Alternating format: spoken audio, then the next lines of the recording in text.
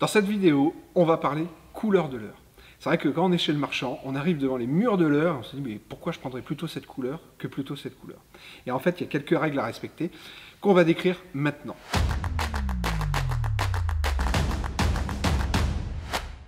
En fait, moi, le premier conseil que je peux donner, c'est toujours avoir dans sa boîte, hormis, on ne parle pas de couleur, de vibration, c'est toujours d'avoir une coloris naturelle, vraiment une coloris qui se rapproche le plus du milieu, d'accord, du bleu, vraiment là, quelque chose de beaucoup plus naturel ici. Et toujours d'avoir une coloris flashy. Quand je dis flashy, c'est vraiment des couleurs qu'on ne retrouve pas dans le milieu naturel. Vraiment ces couleurs jaunes, du orange. Là, on a du noir avec du orange, vraiment qui sortent de l'ordinaire.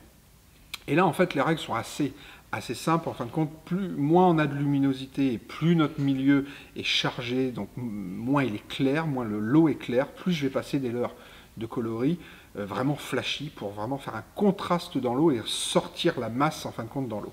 Et plus mon eau va être claire et plus le soleil sera lumineux, plus je vais passer plutôt des coloris naturels. Attention, la petite astuce, ça c'est la règle. C'est une règle quand même qui est vraie à 80-90% du temps, mais ne vous enfermez pas là-dedans. Moi personnellement, j'ai déjà fait des cartons de perche par exemple, avec des coloris rouges ou roses, avec un ciel translucide et avec de l'eau ultra claire comme de la cristalline.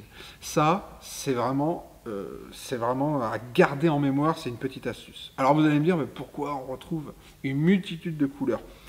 Autant, là je vais vous parler quand même des coloris plutôt naturels, pourquoi il existe plein de couleurs. Et ça en fait c'est aussi dans l'analyse de votre milieu. C'est-à-dire qu'on a des parcours de pêche. On a nous par exemple des plans d'eau des grands lacs où les brochets par exemple mangent énormément de perches.